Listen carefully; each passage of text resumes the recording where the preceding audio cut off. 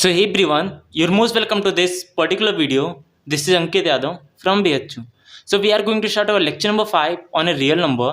इससे पहले मैं बता दूं आपके 4 लेक्चर जो हैं रियल नंबर के ऑलरेडी हो चुके हैं, जिसमें हमने कराया हुआ है इक्वलिटी डिवीजन एल्गोरिथम क्या होते हैं, देन उसके हेल्प से हम एचसीएफ कैसे निकालते हैं अगर दो नंबर आपको गिवन हो, एंड देन आपको कराया हुआ था एक इंपॉर्टेंट रिलेशन जो कि एचसीएफ और एलसीएम पे बेस्ड था. सो नाउ इस लेक्चर में हम स्टार्ट करने वाले हैं अपना रेशनल नंबर, ठीक है, जो कि रेशनल नंबर हमने ऑलरेडी बता चुका है, लेकिन अब इस लेक्चर में हम डिटेल पढ़ेंगे रेशनल नंबर के बारे में. So without wasting time let's start our lecture number 5 which is based on the rational number. So अब रेशनल नंबर क्या चीज़ होता है? The number in the form of p by Q where p and q are integer and q not equal to 0. ये तो मैंने आपको पहले भी बता चुका था कि the number in the form of p by Q, कोई भी नंबर अगर p बाई क्यू के फॉर्म में है और p q क्या है, आपके इंटीजर है and q not equal to 0, then वो नंबर क्या होता है? Rational number. जैसे आप इसका एग्जांपल ले लीजिए, 1/2 हो गया आपका, 1/2, ये इसके एग्जांपल 1/2, ठीक है. फिर आप ले लीजिए 3/4 एंड आपका हो जाएगा 1/3. ये सब क्या है? इसके एग्जांपल हैं.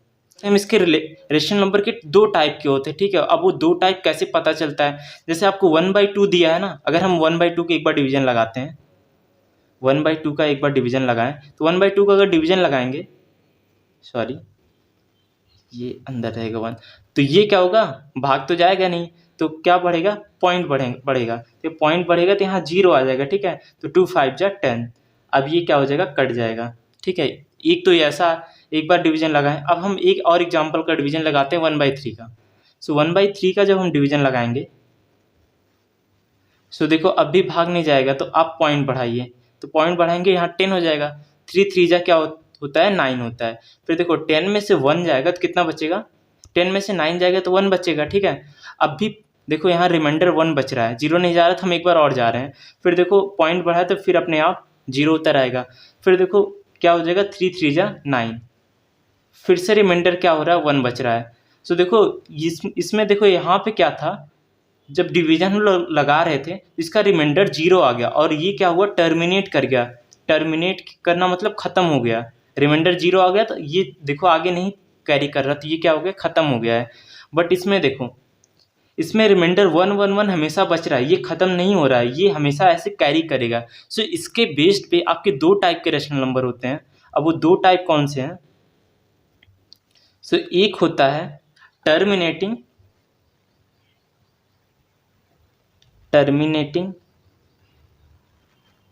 एंड सेकेंड होता है आपका रिपीटिंग.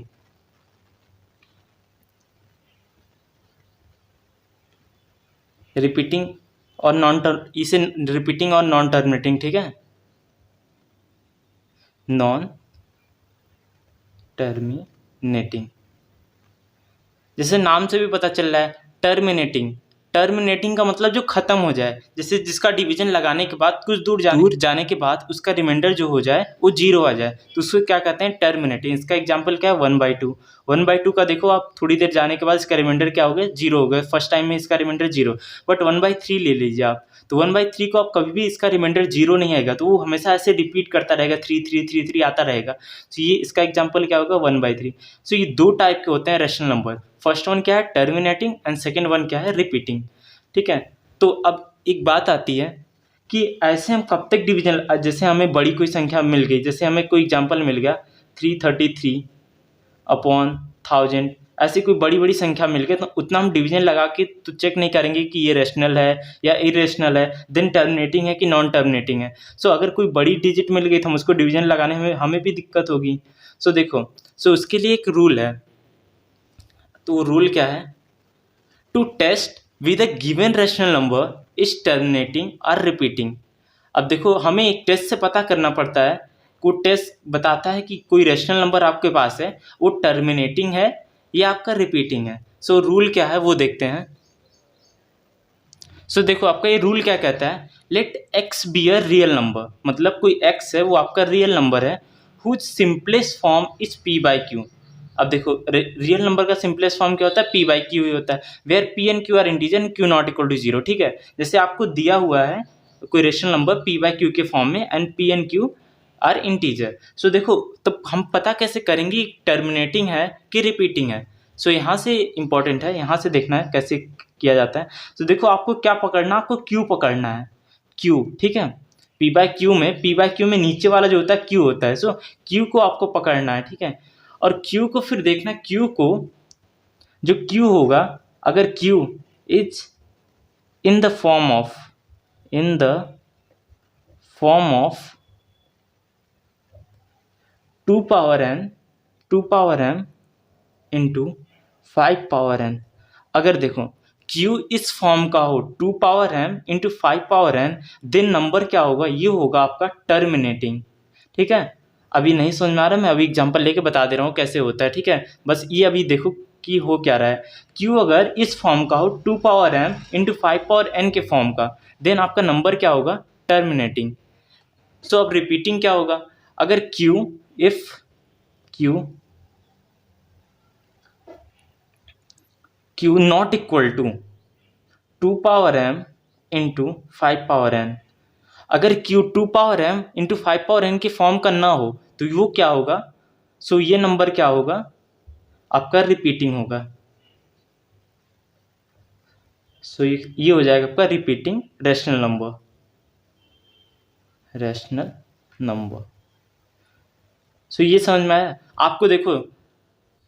देखो पहले आपको क्यू को पकड़ना होगा, ठीक है। अगर क्यू को फैक्टराइज करने के बाद अगर Q in the form of 2 power m into 5 power n के फॉर्म में आ रहा है, then it will be a terminating rational number.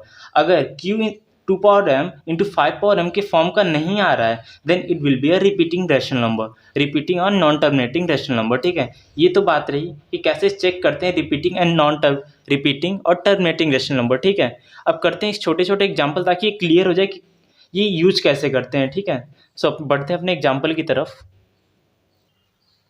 So देखो अपना एग्जाम्पल क्या, इसमें बताना है कि आपका ये क्या होगा, आपका टर्मिनेटिंग होगा या रिपीटिंग होगा, ठीक है। सो देखो हमने अभी क्या पढ़ा है, अगर कोई number 2 power m into 5 power n के फॉर्म का हो, then it will be a terminating rational number, ठीक है। अब इसको देखते हैं हम, और हमें क्या देखना रहता है, q equal to 2 power m into 5 power n, then it will be a terminating rational number. So देखो अब इसको देखते हैं पहला एग्जांपल क्या है, 127 अपॉन 2 पावर 5 इंटू 5 पावर 3। देखो ये बन रहा है ना 2 पावर m की वैल्यू यहाँ क्या है 5 है, एंड 5 पावर n की वैल्यू क्या है यहाँ पे 3 है। सो ये क्या है आपका q इस फॉर्म का मिल रहा है हमें 2 power m into 5 power n। सो ये हमारा सिंपली हो जाएगा ये अपना टर्मिनेटिंग, ये अपना क्या हो जाएगा, टर्मिनेटिंग रैशनल नंबर।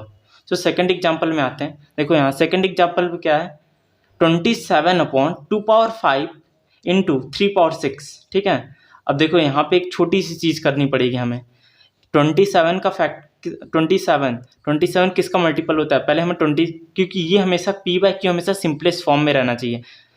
सो अच्छे एग्जाम्पल के लिए मैं इसको हटा देता हूँ, ठीक है। सिंपल चीज़ अभी समझा रहा हूँ, फिर क्वेश्चन कैसे किया जाता है वो बताऊँगा। तो जैसे आपका दिया है 2 अपॉन 2 पावर 5 इंटू 3 पावर 6। अब देखो हम आप क्यू देखो इस फॉर्म का आ रहा है कि नहीं, 2 power m into 5 power n। देखो यहाँ क्यू 2 पावर m तो आ रहा है बट 5 पावर n नहीं आ रहा है, यहाँ पे 3 पावर n कुछ टाइप का दिख रहा है। तो ये क्या हो जाएगा आपका, रिपीटिंग हो जाएगा, रिपीटिंग। बहुत सिंपल सी चीज़ है, अगर नीचे 2 power m into 5 power n type का दिखे तो टर्मिनेटिंग, अगर ना दिखे तो सीधे सीधे रिपीटिंग हो जाएगा। सो नेक्स्ट एग्जांपल क्या है, 29 अपॉन 2 पावर 6 इंटू 5 का स्क्वायर 5 पावर 2, ठीक है। सो 2 power m into 5 power n इस टाइप का दिख रहा है, तो ये अपना हो जाएगा टर्मिनेट करेगा, ठीक है। एंड सेकंड क्या है, फिर 17 अपॉन 2 पावर 5। अब देखो ये इंपॉर्टेंट एग्जांपल है क्योंकि यहाँ पे कन्फ्यूजन आ सकती है अभी आपके, ठीक है। देखो यहाँ तो हमें ये देखने को मिल रहा है कि 2 पावर 5 दिख रहा है, मतलब 2 पावर n टाइप का दिख रहा है, लेकिन 5 पावर नहीं दिख रहा, तो हम इसको बना लेते हैं 5 का पावर 0 आ जाए। अगर 5 का पावर 0 होगा, क्योंकि 5 पावर 0 किसी की पावर अगर 0 होती है उसकी वैल्यू 1 होती है, ठीक है। सो अगर 2 पावर 5 में 1 से मल्टीप्लाई करें तो कोई फर्क नहीं पड़ेगा, लेकिन इससे हमारा क्या बन जाएगा, 2 power m into 5 power n, 2 power m into 5 power n बन गया, तो ये हमारा क्या हो जाएगा, टर्मिनेटिंग। टर्मिनेटिंग। सो आपके दिमाग में कन्फ्यूजन उठ रहा होगा, भैया तो यहाँ भी हम बना सकते हैं कि 5 पावर 0 अगर हम यहाँ कर लें तो ये भी तो हमारा बन रहा है 2 power 5 2 power n upon 5 into 5 power n। But देखो यहाँ पे ये चीज़ और एक्स्ट्रा आ रही है ना, कोई एक्स्ट्रा चीज़ नहीं आनी चाहिए, बस 2 power n into 5 power n। सो ये आपका क्या होगा, रिपीटिंग ही होगा, क्योंकि यहाँ पे अगर ये हम कर भी ले रहे हैं तो ये एक्स्ट्रा चीज़ आ जा रही है 3 पावर 6। सो अब नेक्स्ट क्वेश्चन देखते हैं। देखो नेक्स्ट एक और है 9 अपॉन 5 पावर 3। अब देखो यहाँ 5 पावर तो हमें दिख रहा है, 5 पावर n तो दिख रहा है, बट हमें 2 नहीं दिख रहा, तो हम 2 बना लेते हैं, 2 पावर 0। सो ये आपका क्या हो जाएगा, 2 पावर 0 कर लिए तो इसका मतलब 1 ही होता है। सो ये भी आपका क्या हो जाएगा, टर्मिनेटिंग।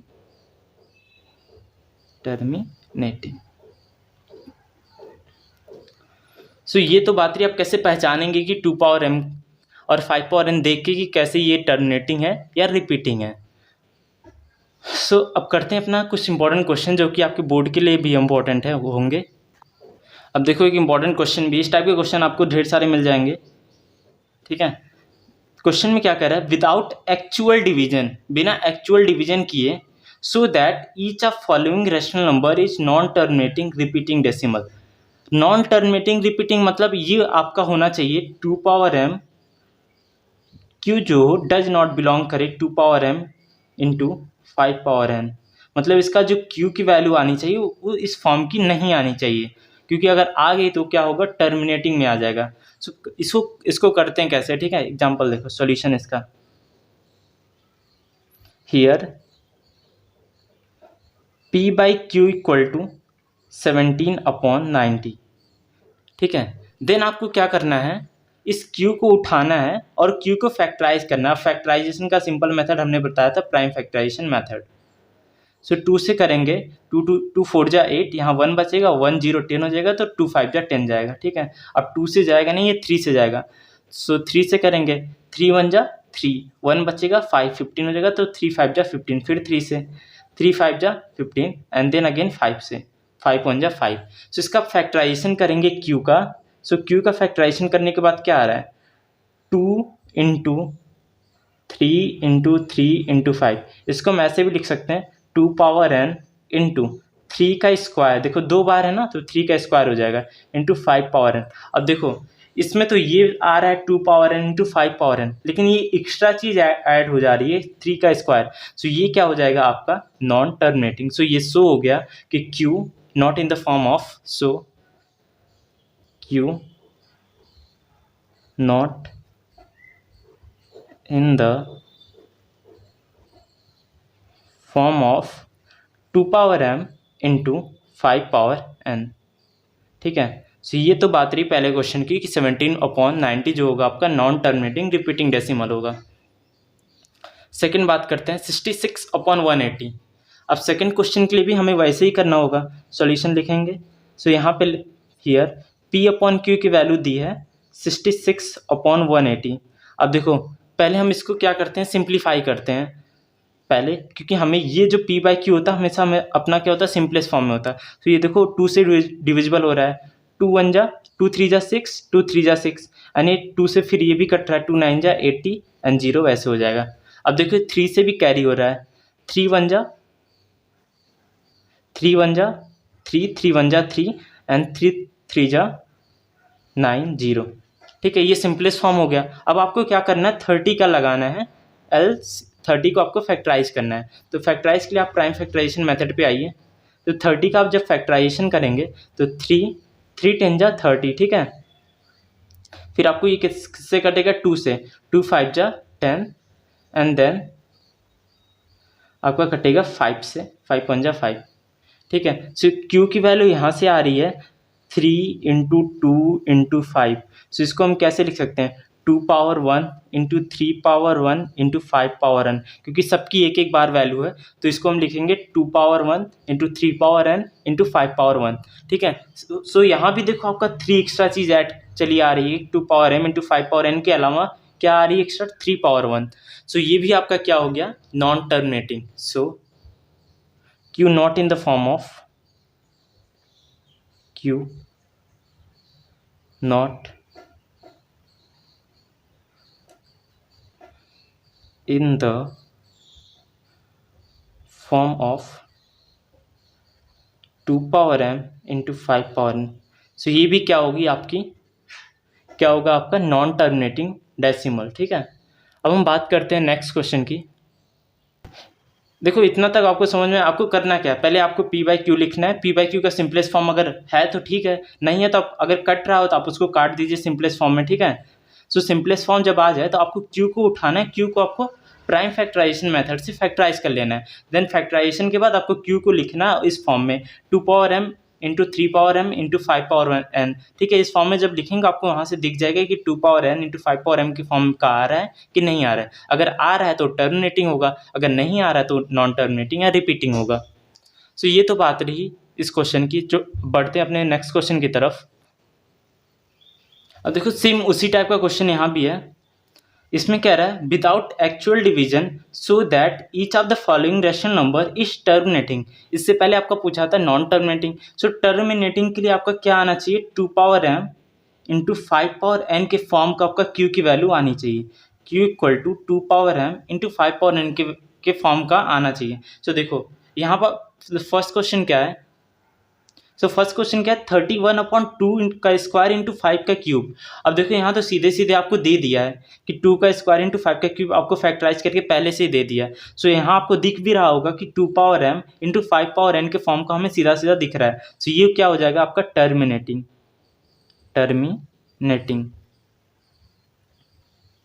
सो ये तो रहा छोटा सा सिंपल क्वेश्चन। अपन सेकंड क्वेश्चन की बात करते हैं। देखो सेकंड क्वेश्चन आपका दिया है 33/50। इसका भी सोल्यूशन कैसे करेंगे, जैसे आपने पिछली बार किया था। पहले आपको लिखना पड़ेगा पी बाई क्यू क्या होगा आपका 33/50।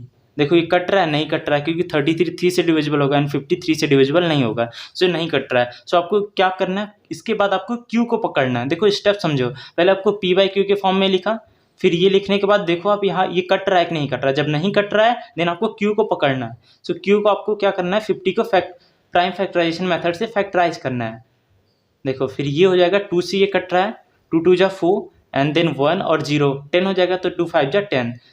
फिर आपका 2 से नहीं कटेगा, 3 से भी नहीं कटेगा, 5 से कटेगा, 5 5 जा 25 एंड देन 5 1 जा 5। सो क्यू की वैल्यू यहाँ क्या, यहाँ से देखो क्या आ रही है, क्यू की वैल्यू आ रही है 2 इंटू 5 इंटू 5। सो ये किसके इक्वल होगा, 2 का पावर 1 इंटू 5 का स्क्वायर। यहाँ से देखो ये किस फॉर्म का बन रहा है, 2 power m into 5 power n के फॉर्म का सिंपल बन जा रहा है। सो ये क्या हो जाएगा आपका, सो यहाँ से लिखेंगे हम q in the form of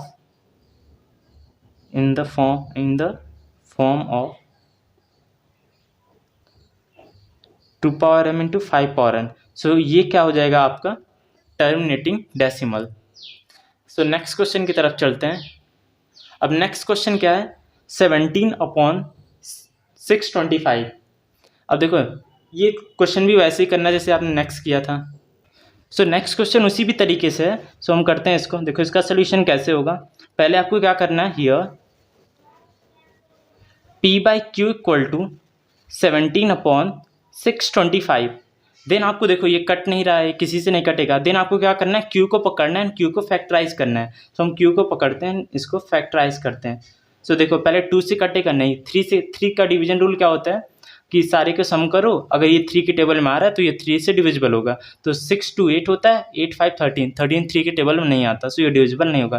then 5 से होगा, 5 1 जा 5 1 2 12 हो जाएगा। सो 5 2 जा 10, फिर 2 बचेगा, 2 एंड 5 25, तो 5 5 जा 25 हो जाएगा। फिर से 5 से ही कटेगा, 5 2 जा 10 और यहाँ से 2 बचेगा, 2 5 25 5 5 जा 25 होता है। देन फिर से 5 से जाएगा, 5 5 जा 25 एंड देन 5 से जाएगा, 5 1 जा 5। सो इसका क्या होगा फैक्टर क्यू का यहाँ से फैक्टर बन रहा है 5 इंटू 5 इंटू 5 इंटू 5। देखो सो क्यू की वैल्यू क्या हो जाएगी 5 की पावर 4।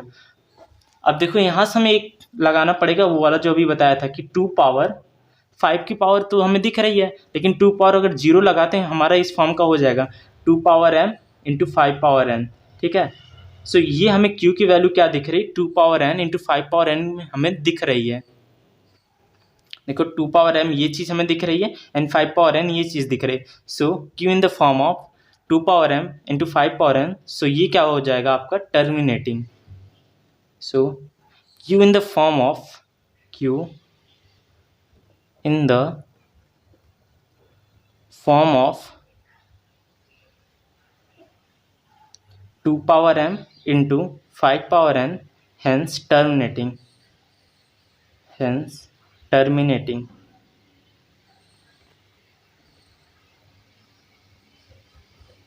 सो ये तो बात रही आपकी कैसे पहचानते हैं कोई नंबर दिया हो कि वो टर्मिनेटिंग है या नॉन टर्मिनेटिंग है। सो यहाँ तक करते हैं, अब चलते